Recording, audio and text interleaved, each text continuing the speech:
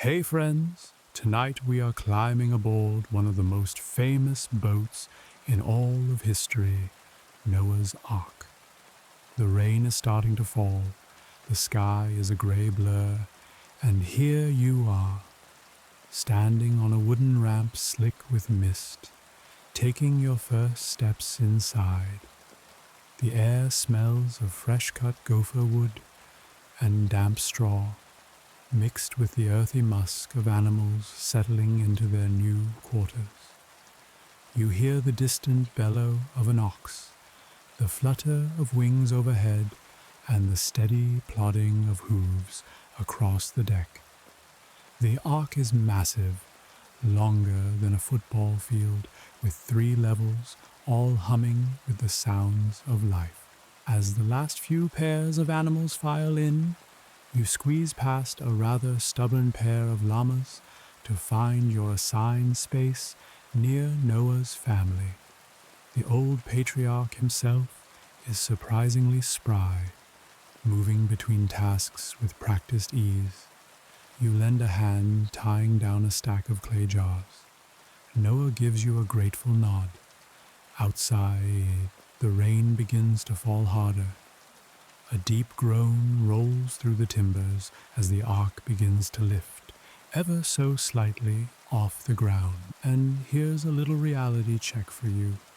You probably wouldn't survive this ancient floating zoo without a daily routine, and neither will we. So before you get comfortable, if you genuinely enjoy what I do here, take a moment to like the video and subscribe. Also, I'd love to know where you're listening from. Drop your location in the comments and tell me, is this a midday nap or a good old-fashioned nighttime sleep? Now dim the lights, maybe turn on a fan for that soft background hum, and let's ease into this journey together. The door seals with a final, resonant thud. You feel it more than hear it. Like the entire ark sighs in resignation. Outside, sheets of rain cascade down. Inside, the flicker of oil lamps casts long, warm shadows. You find a quiet corner on the middle deck, lean back against the sturdy planks, and take a slow breath. Historians still argue whether the ark was based on earlier Mesopotamian flood legends or an entirely independent tradition, but here in this moment, none of that matters. You're here, the animals are here, and the rain, well, it's going to be here for a while. One quirky tidbit: some ancient flood accounts describe heroes coating their boats in bitumen made from riverbank tar. Noah likely did the same, sealing every inch of this wooden behemoth. As you lean against the wall, you catch a faint scent, sharp, earthy, a bit like warm asphalt after a storm. The ark sways gently now. You close your eyes, listening to the rhythmic patter of rain overhead. The great journey has begun. The next morning, or at least what you think is morning, since the ark's interior offers no clear sign of day or night, you wake to the sounds of movement. Noah's sons are already bustling about, their footsteps muffled on the straw-strewn deck. You yawn, stretch, and rise to join them. Today's task: securing the animals. With over 100 species aboard, give or take a few odd stowaways, keeping order is no small feat. You follow Shem to the lower level, where larger animals are housed. The scent is, let's say, robust. It hits you like a wall: warm hay, damp fur, and something suspiciously sour wafting from the corner where the elephants reside. You grimace and press on. Each pen must be checked, ropes tightened, water troughs refilled. You help wrangle an overly curious goat that squeezed through a loose slat. It blinks at you innocently before being returned to its space. You're on watch next time, you mutter with a chuckle.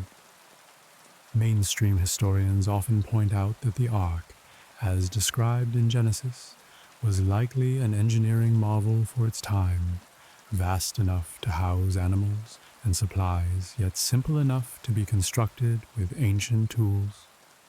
Whether it would truly be seaworthy is still hotly debated, but here, afloat in this imagined reality, it holds firm. You climb to the middle deck next. Here are the smaller creatures, rabbits, birds, and a pair of mischievous monkeys who seem to delight in tossing nutshells at passers-by. One hits you square on the shoulder. Well played, you say with a mock bow. In the bird enclosures, you help Ham refill seed trays. One fringe theory suggests that Noah might have used specially designed cages with rotating feed trays to reduce the labor of constant hand feeding. Watching the doves flutter contentedly as you distribute grain, you can appreciate the practicality. By midday, the rhythm settles. Feed, water, secure. You begin to learn which animals are fussy eaters, who prefers quiet, and who gets a bit too rowdy if ignored. The llamas, remember them? Definitely fall into the latter camp. After several hours, you pause by an open porthole to catch a breath. Outside, the world is a watery blur. Rain lashes the sides of the Ark, waves slapping the hull with relentless persistence. Still inside, life carries on, a floating routine taking shape. You glance at the family moving about, everyone absorbed in their duties. There's comfort in the shared purpose, and as the Ark sways gently beneath your feet, you start to feel oddly at home. That evening, as the sky darkens, or so you assume, judging by the deeper gloom seeping through the upper slats, you settle in for what will be your first stormy night aboard. The Ark creaks and groans around you, timbers flexing with each passing wave. The sounds are constant, the rhythmic thrum of rain on the roof, the occasional crack of shifting wood, the low murmur of animals settling into sleep, or not. You wrap a woolen blanket around your shoulders and huddle near a lantern. The flickering flame offers a small comfort in this vast wooden cavern. Around you, others do the same. Japheth tunes a lyre softly in one corner, his gentle plucking barely audible over the storm's din. Noah murmurs a quiet prayer. As the Ark rocks side to side, your stomach lurches now and then. Seasickness, a joy you hadn't considered. A friendly hand offers you a ginger root to chew. Fun fact, ancient sailors often used ginger and other herbs to ward off nausea. You gratefully accept, the sharp flavor cutting through the damp air. Outside, the wind howls louder. You can almost imagine the trees vanishing beneath rising waters, the landscape reshaped in the darkness. Historians still argue whether this flood was a literal global deluge or a massive regional event, one that etched itself so deeply into cultural memory that it became a universal tale.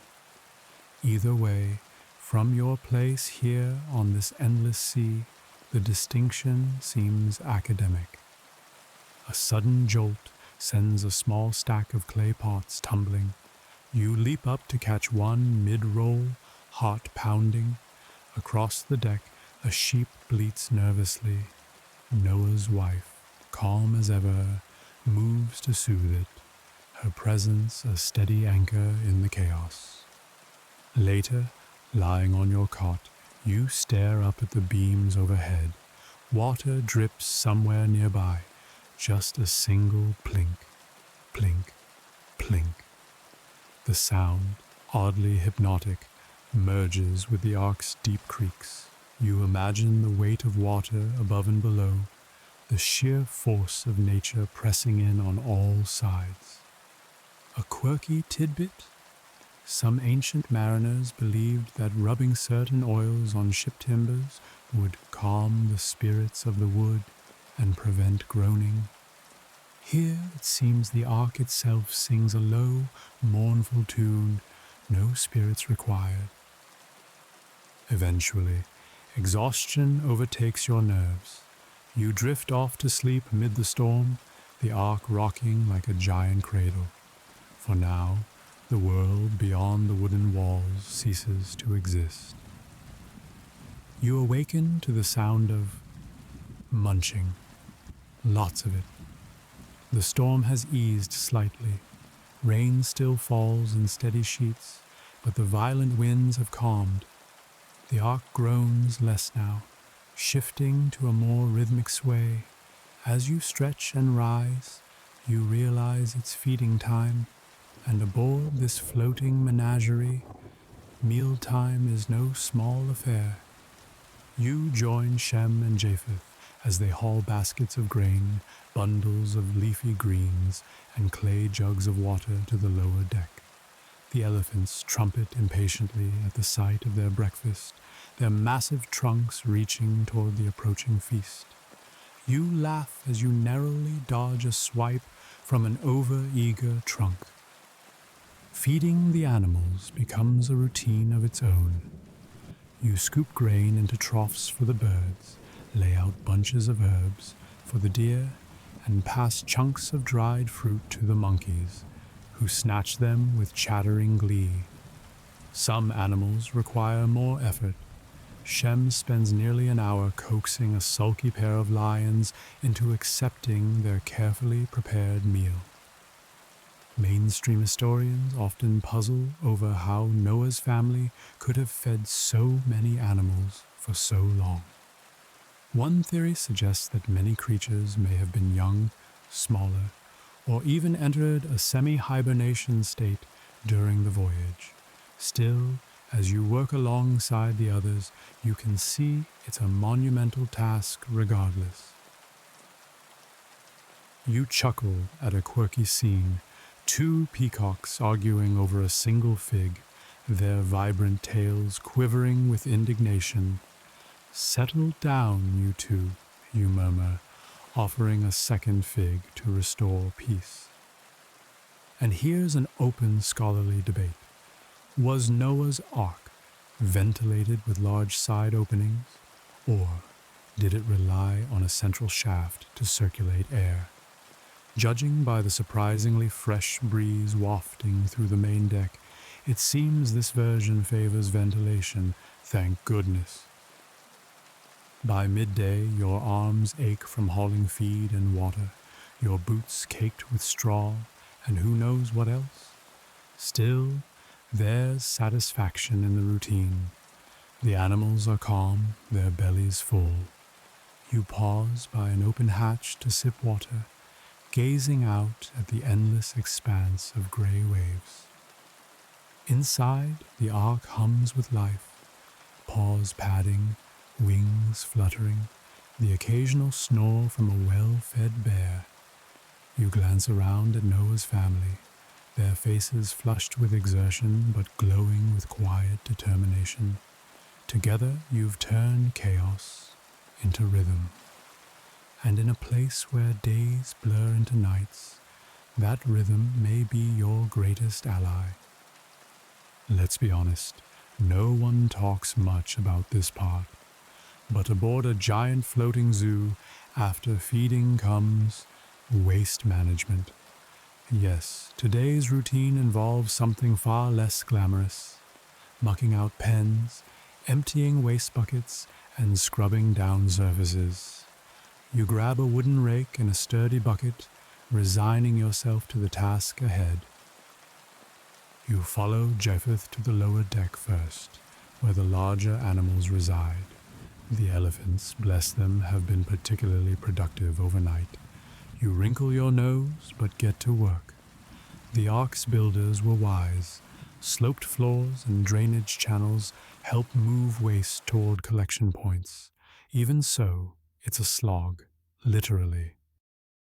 As you rake and haul, you remember ancient shipbuilders often used sand and lime to help neutralize odors on long voyages. You spot similar materials in use here, Noah's foresight at work again. A quirky tidbit. Some scholars speculate that aromatic herbs might have been scattered throughout the ark to mask the less pleasant scents. You smile as you notice bundles of lavender and mint hanging from beams overhead, their fragrance a welcome counterpoint to your current task.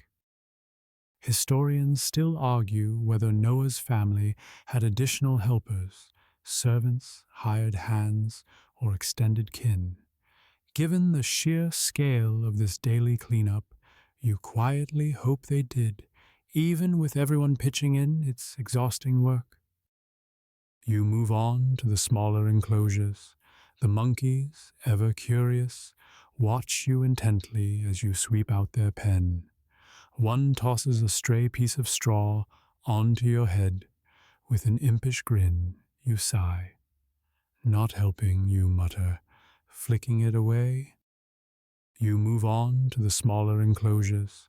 The monkeys, ever curious, watch you intently as you sweep out their pen. One tosses a stray piece of straw onto your head. With an impish grin, you sigh. Not helping, you mutter, flicking it away. By midday, the worst is done. You and the others empty waste buckets into designated chutes leading down into sealed storage holes, a clever design to keep everything contained until the voyage ends.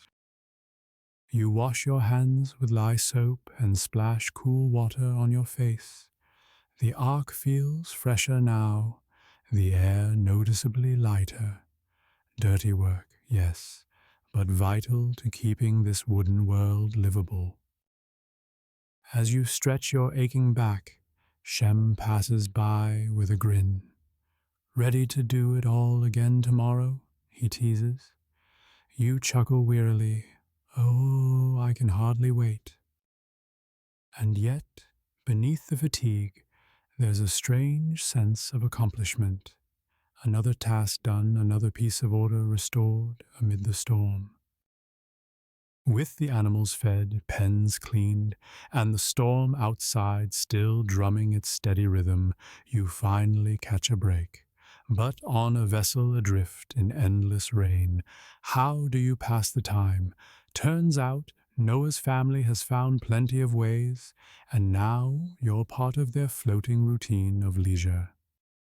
You settle on the middle deck where the family often gathers. Japheth is already there, carving small wooden animals with a sharp knife. The floor around him is scattered with shavings. He hands you a piece of softwood and a simple blade. Try it, he says with a grin. You begin clumsily at first, shaping what might someday resemble a rabbit. Meanwhile, Ham produces a well-worn set of knucklebones, a game not unlike modern dice. The rules are simple but addictive. You join in, and soon laughter fills the space as the game heats up. Noah's wife even joins for a round, her sharp eye making her a formidable opponent. Mainstream historians often highlight that ancient families relied on oral traditions and simple games to pass long hours. Here aboard the Ark, it's much the same. Later, you find yourself drawn into a storytelling circle. By the glow of oil lamps, Noah recounts tales of the old world, cities now lost beneath the waves, mighty rivers that once carved the land, stars whose meanings are debated to this day. One open scholarly debate concerns whether ancient peoples used celestial navigation during such voyages. Judging by Noah's knowledge of the stars, it seems likely. A quirky moment. Shem insists on performing shadow puppets against the ark's wooden walls. His camel impression is questionable, but it earns a round of sleepy chuckles. As the evening wears on, Japheth pulls out a lyre and strums a gentle melody. You lean back against a beam, eyes heavy, the music blending with the rain outside.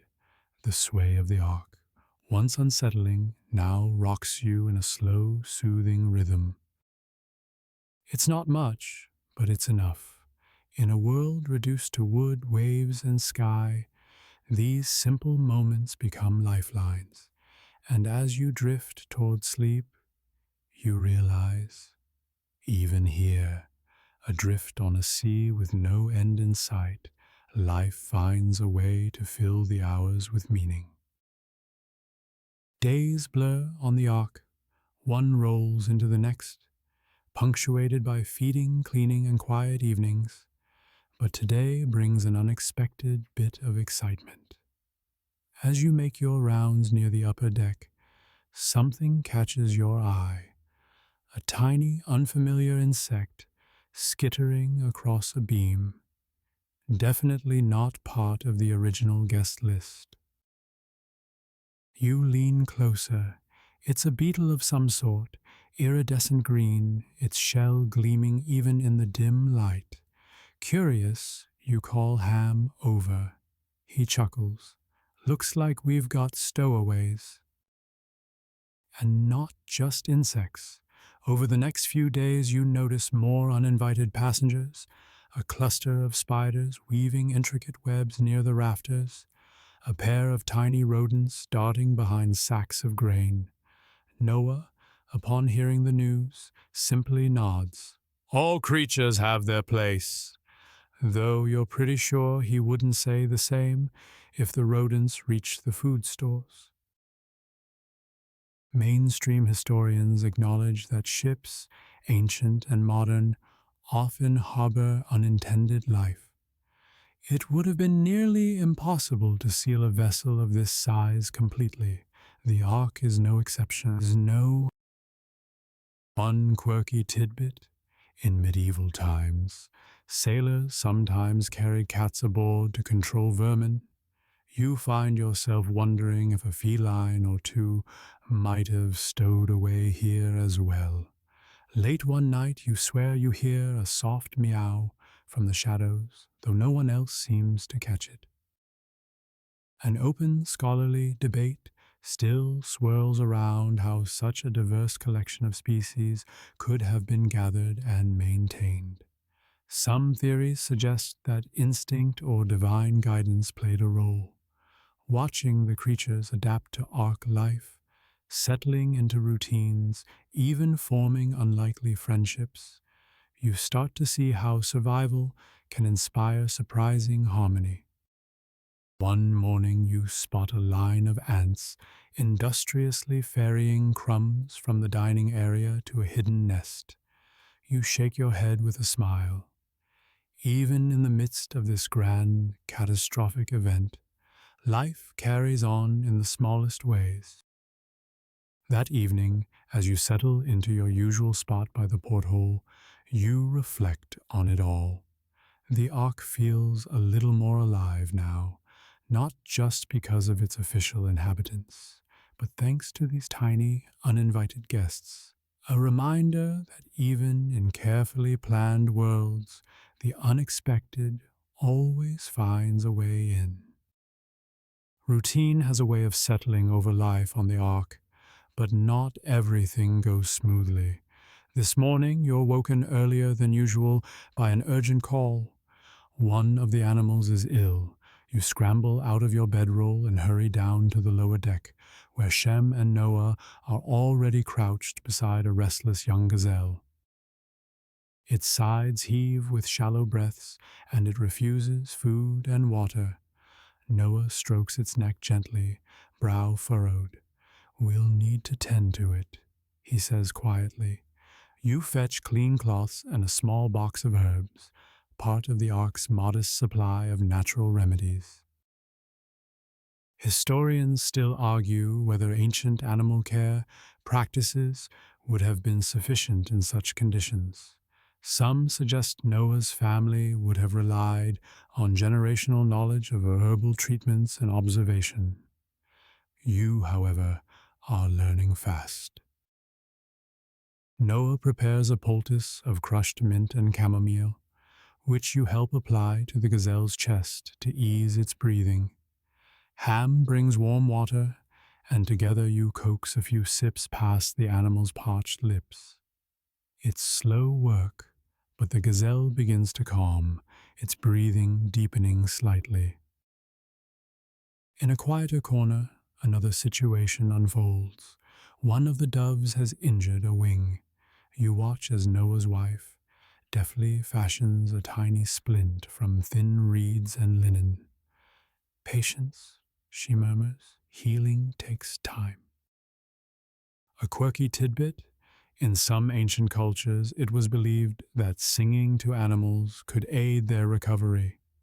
That evening, as you check on the recovering creatures, Japheth hums softly, a gentle tune that seems to soothe both beast and caretaker alike. Of course, there are limits to what can be done. The Ark's cramped quarters and limited supplies make every illness a tense affair. You find yourself washing hands obsessively, cleaning enclosures more often, watching for any sign of distress among the other animals. Later, you overhear an open scholarly debate among the family whether animals on the Ark were preserved in a natural state or if divine protection helped ward off widespread disease. You glance at the sleeping gazelle and the mending dove, quietly hoping for the latter. By nightfall, the crises seem to have passed. The gazelle breathes easier, and the dove preens its bandaged wing. You return to your bunk, physically drained, but strangely content. Even in this strange floating world, care and compassion endure. As you drift towards sleep, the ark sways gently beneath you, carrying its fragile cargo one day further across the endless sea. You wake to a new duty today, storm watch. With the animals settled and the day's chores rotating among family members, Noah asks you to assist in monitoring the weather and the ark itself. The responsibility feels weighty.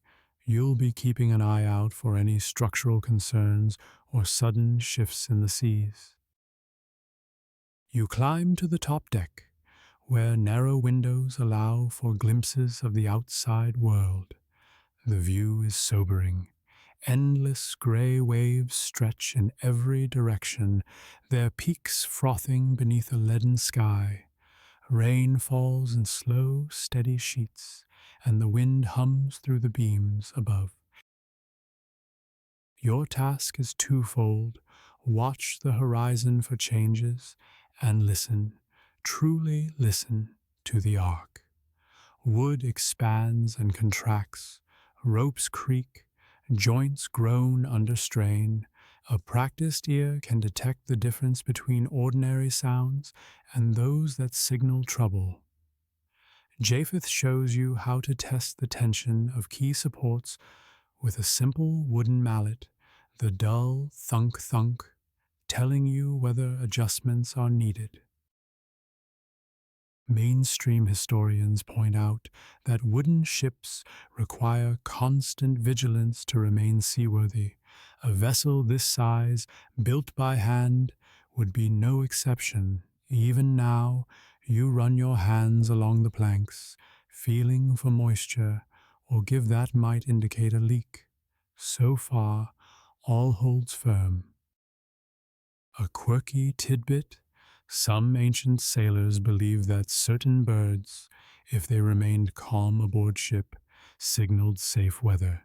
You catch yourself glancing at the doves often, noting their peaceful cooing with relief.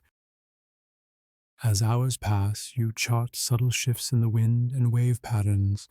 Are the swells growing? Diminishing? It's hard to tell. You record your observations on a scrap of parchment, adding to the family's growing weather log. One open scholarly debate still circles around how Noah and his family tracked time aboard the ark. Did they use notched wood, marked stones, or simply memory? Here you see evidence of all three: tallies scratched into beams, pebbles sorted in clay bowls, quiet discussions of how many weeks have passed. Midway through your watch, a loud crack echoes through the deck. Your heart leaps, but Noah quickly locates the source: a shifting beam near an unused storage area. With practiced calm, he and Ham reinforce the supports, binding them with rope and wedge. Crisis averted, at least for now. By the end of your shift, you feel a new respect for this wooden fortress. It breathes, flexes, endures, and so must you as you descend the ladder back to the main deck. Legs a little wobbly from hours of swaying, you realize something else. For the first time, the horizon looks a touch brighter. Or maybe it's just your eyes playing tricks. Either way, you'll keep watching. The storm isn't over yet. Days continue to slip by in an odd, timeless rhythm. Without sun or stars to mark them clearly, time aboard the ark has become fluid. But humans crave structure even here, which is how you find yourself helping Noah's family mark the days. After morning feeding and cleaning, you join Japheth near one of the thick center beams. Etched deep into its surface is a growing tally, simple notches, one per day. With a small iron blade, you carefully add the latest mark. The motion is deliberate, almost ritualistic. Another day survived, another step forward. Historians still argue whether the flood account's stated timeline, 150 days of rising waters, followed by gradual recession, reflects literal counting or symbolic framing. Here, amid the ark's dim light and constant sway, each notch feels very real indeed. To keep spirits up, the family begins a small tradition. Every seventh day, they share a special meal. Today, that means a slightly larger portion of dried fruit and a few precious honey cakes. You savor each bite, the sweetness a welcome contrast to the usual fare. A quirky tidbit. Ancient honey was so valued for its preservative qualities that it's been found still edible in tombs thousands of years old. You grin at the thought. Perhaps some of this honey came from long-forgotten hives now submerged beneath the floodwaters. In the afternoons, you help Noah's wife with a new project, weaving strips of bark into simple mats. They'll be used for everything from animal bedding to extra insulation. The repetitive motion is soothing, your hands finding a rhythm as conversation flows gently around you. An unexpected moment of levity arrives when Ham unveils his latest creation, a crude calendar wheel carved from a plank and marked with symbols for feeding, cleaning, storm watch, and rest. He spins it dramatically. "Today is more feeding," he declares with mock surprise, earning a round of chuckles. As night falls, you lie awake a little longer, listening to the creaks and groans of the vessel. The tally of days now stretches across 2 full beams. How many more will come? No one knows, but by marking each one, you give shape to the endless sea of time. Evenings remain a cherished time. Japheth tunes his lyre, and stories flow, some familiar, Others invented to pass the time. One ongoing tale involves a heroic mouse navigating the vast kingdom of the Ark, dodging cats, real or imagined, and forging unlikely alliances. You find yourself looking forward to each new installment. And for now, that is enough.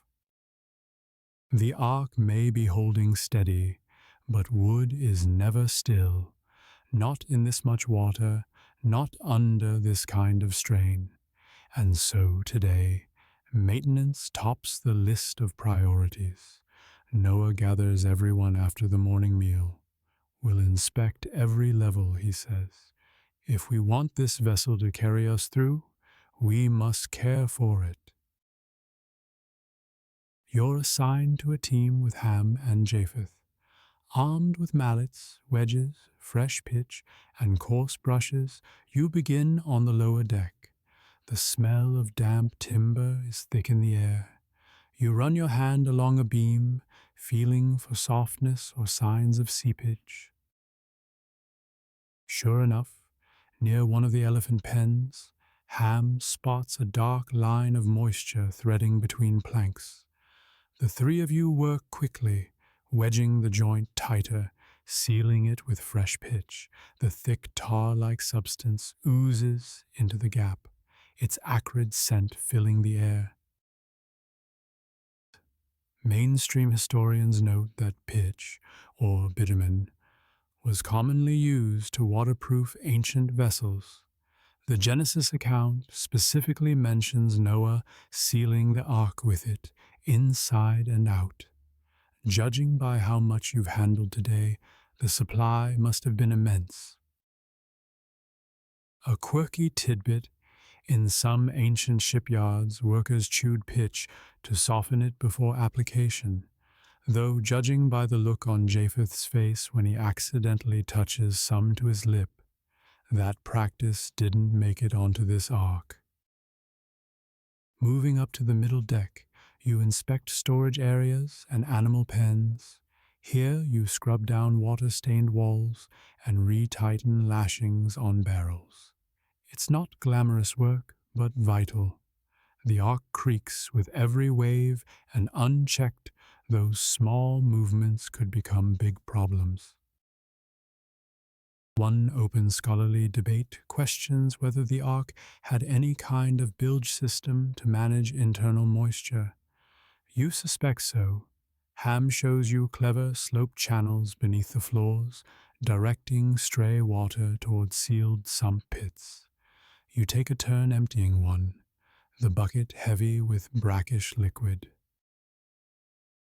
By midday, you're drenched in sweat, arms aching, but the satisfaction of seeing a freshly reinforced beam or a tightened joint holds its own reward. Maintenance is never done. You'll revisit every part of the ship again and again, but for today, progress is made. Before returning to the living quarters, you pause by an open porthole. The rain still falls, though lighter now. The waves remain vast, but somehow less menacing. The ark holds. You've helped ensure that. Later that evening, as Japheth strums his lyre and the family shares a quiet meal, you lean back with a weary smile. In a world reduced to wood and water, even a well-sealed beam feels like victory. And tomorrow, the work begins again.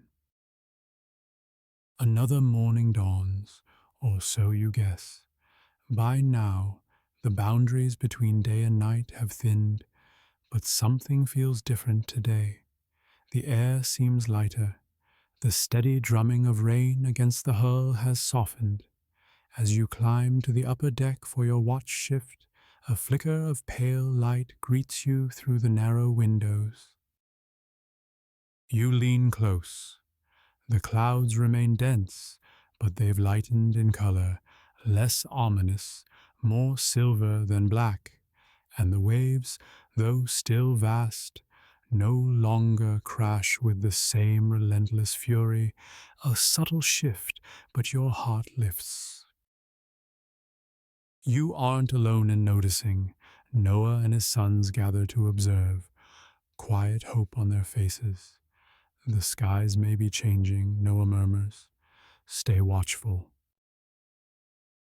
Historians still argue whether ancient flood narratives preserved observations of genuine post-storm weather patterns, high-altitude cloud shifts, changes in wind direction, even the clearing of ash from volcanic events.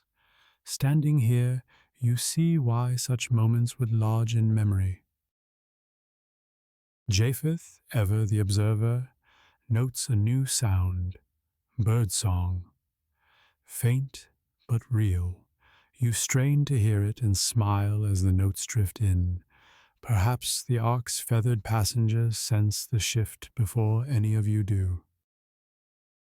A quirky tidbit: some ancient sailors believed that certain birds, when they began to preen more actively, signaled an approaching return to land. You watch the doves carefully. Sure enough, they flutter about their enclosure, wings gleaming. That afternoon, you help Ham inventory supplies. While counting jars of preserved fruit, you notice a beam of actual sunlight piercing a high vent. Dust motes dance in its glow, a simple sight, but mesmerizing after so many dim days. Over the evening meal, conversation stirs with cautious optimism. Do you think we'll see land soon? Noah's wife wonders aloud. No one knows, of course.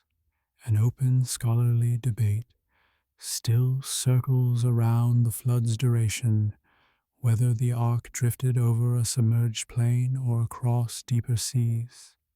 From your vantage here, the horizon remains an endless sweep of water. Still, change is in the air. You feel it in the softened creaks of the ark, see it in the brighter reflections on the waves. For the first time in what feels like forever, hope stirs, not loud or bold, but quiet and steady, like a new current beneath the surface. As you lie down that night, the sound of rain has faded to a gentle patter. The ark rocks less now, the motion soothing rather than gnawing. Your last waking thought: maybe, just maybe, the long storm is beginning to pass. You awaken to a hushed excitement pulsing through the ark. The usual morning routine is paused. Noah has called everyone to the upper deck. You hurry up the ladder, heart racing, unsure what to expect. Noah stands by one of the narrow windows, eyes fixed on the horizon. You squeeze beside Japheth and follow their gaze. The clouds have broken at last, scattered across a sky of pale blue. Shafts of sunlight gleam off the rolling waves, but that's not what has everyone holding their breath. There, far in the distance, is a darker shape, faint, irregular, rising above the waterline. Land? You blink, hardly daring to trust your eyes. Historians still argue whether the mountains referenced in flood accounts were specific, known ranges or symbolic markers of survival. Here, though, the possibility feels thrillingly real. The ark has drifted for weeks, months by your count, and now, at last, something tangible may be ahead. Noah remains cautious. We must wait, he says. Waters may yet cover much, but a spark of hope lights every face. Even the animals seem more animated today. You notice the peacocks strutting proudly, doves cooing more eagerly than usual. A quirky tidbit: in ancient seafaring lore, sudden calm after prolonged storms was often seen as a divine sign, a weather truce of sorts. Whether coincidence or providence, Today the air feels blessedly still. You and Ham spend the afternoon reinforcing storage racks, just in case the Ark must maneuver through shallower waters. Japheth prepares new lines and tools for potential anchoring. Everyone moves with a renewed energy.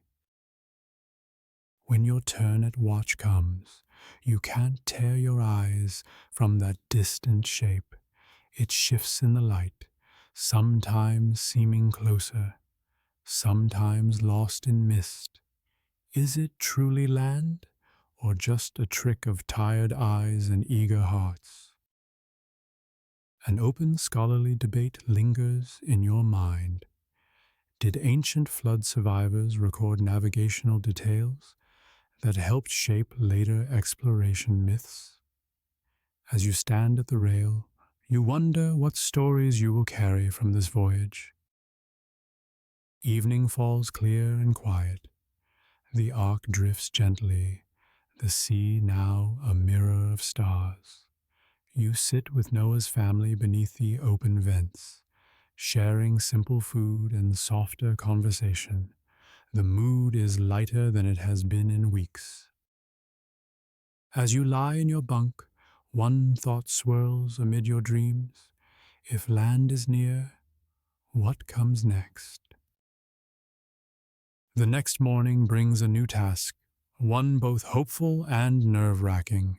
Noah has decided it's time to send out the birds. You rise early, joining the family as they gather near the dovecote on the middle deck. The air is crisp with a faint breeze, the sky a pale wash of morning light. Through the narrow windows, that dark shape on the horizon remains visible, more defined now, but the waters below still stretch wide, hiding whatever lies beneath. Noah gently lifts one of the ravens first, a sleek, clever bird with sharp eyes. You help unfasten the small hatch. The raven hesitates, then launches into the open air, wings beating strong against the sky. You all watch in silence as it soars away, circling higher and higher until it's lost to sight.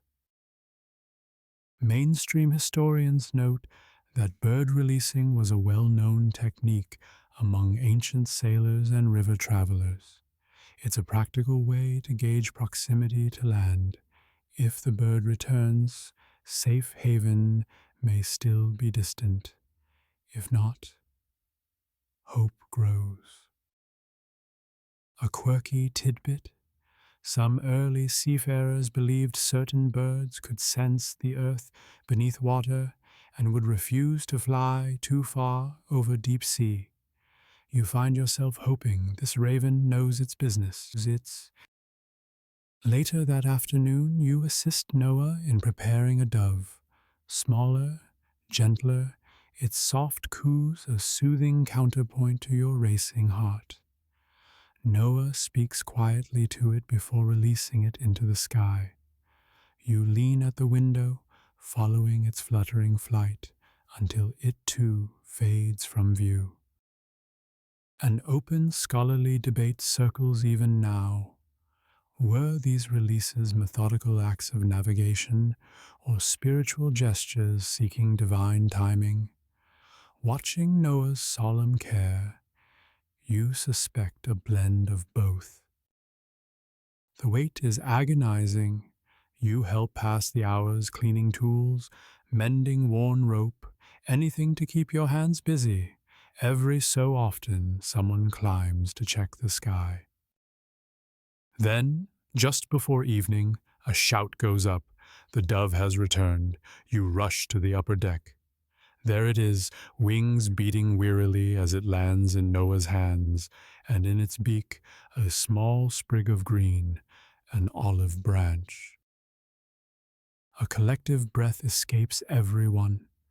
The meaning is clear. Somewhere, land is rising once more. Noah closes his eyes, offering a prayer of thanks. Around you, smiles break out.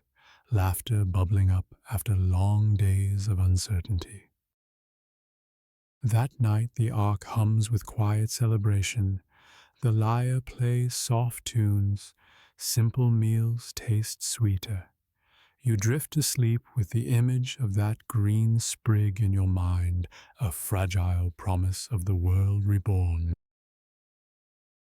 The dawn that follows feels different, lighter, charged with quiet anticipation. The distant landmass now stands unmistakable on the horizon, dark ridges crowned with mist. The ark, too, seems to sense the change. It no longer drifts aimlessly, but rocks gently in place, as if caught by an unseen hand. Noah summons everyone after the morning meal. His voice is calm but firm. The ark has come to rest. His words settle over the group like a balm. After so many days, so many notches etched into beams, you can scarcely believe it. Historians still debate the location of the mountains of Ararat mentioned in the flood accounts. Whether a real range or symbolic highlands, you now stand witness to their presence. Jagged peaks rising from retreating waters, their lower slopes slick with fresh mud and debris. The family moves with reverence, preparing for the moment they've long awaited. You help check rope ladders, inspect the main door's heavy seals, and gather supplies. Noah's wife readies small offerings of grain and fruit, her gestures deliberate and thoughtful. A quirky tidbit: in some ancient traditions, stepping onto new land after long sea voyages involved rituals of grounding, barefoot walks, touching earth, even kissing the soil. Watching Noah's family prepare, you suspect such instincts are universal. When the time comes, you stand beside Noah as the great door is slowly unbarred. The beams groan, hinges stiff, after months sealed against storm and sea. Sunlight floods in, bright, blinding, pure. The air smells impossibly sweet. Wet earth, green shoots, distant blossoms carried on the breeze. You blink against the light, heart pounding. Before you lies a transformed world. Water still pools in low places, but patches of dry ground beckon beyond. An open scholarly debate lingers in your mind. Was the flood a singular cataclysmic event, or the memory of many smaller deluges woven into a grander story? Here, as you breathe this reborn air, the line between history and myth feels beautifully blurred. Noah steps forward first, barefoot on the damp threshold. One by one, you and the others follow. The animals, too, begin to emerge, cautious, curious, drawn toward sunlight and space. You kneel, pressing your hand into the soft earth, cool, solid, real. The journey that began amid darkness and endless rain now ends beneath a wide open sky. And though much remains ahead, rebuilding, planting, remembering, today is a day of return, a day of hope. Now, as you rest here at the threshold of this new world, let's slow everything down. The ark behind you is quiet now, its long purpose fulfilled. The sun hangs warm above, and a gentle breeze carries the scent of rain-washed earth. You stretch out beneath a young tree, its leaves rustling softly overhead. The ground beneath you is cool, firm, a comforting contrast to the swaying timbers of the ark. Every muscle relaxes. You breathe in deep, the air rich and sweet. Around you, life stirs gently, A dove coos from a nearby branch. The distant call of a fox echoes across the valley. Somewhere a stream babbles, weaving its way through newly revealed land. The world feels vast and quiet all at once. There's no rush here, no urgency, just the slow rhythm of breath and earth, the steady pulse of life beginning anew. You close your eyes, letting the warmth seep through you, each breath drawing you deeper into calm.